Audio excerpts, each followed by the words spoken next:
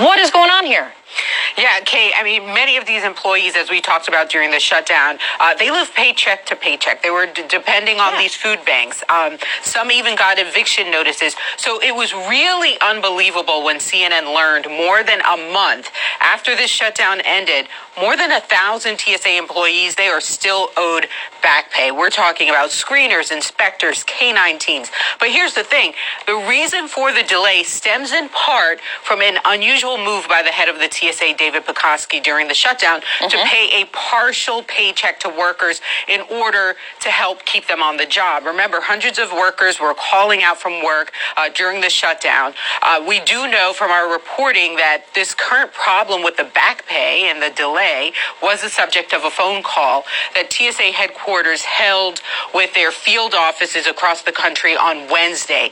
And according to this partial transcript of the call obtained by CNN, the agency said that their partial payment to employees, it coincided with the end of the shutdown when the funding got restored. And I'm quoting from the call now. It says, "Our timing could not have been poorer in terms of when we executed the partial pay." So really, Kate, what happened here is administrative mess. Now the agency is working to make corrections in its system to reflect that some employees had already received a partial payment so that the balance that they are owed is accurate.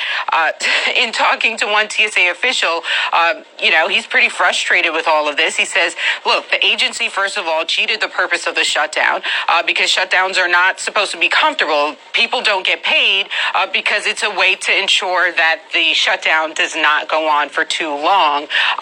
Because they did this, now you have this administrative mess that they're trying to clean up. Total mess. I mean, Renee, despite everyone's head exploding, how ridiculous it is, do they have any answer when people are going to be paid the money they're owed?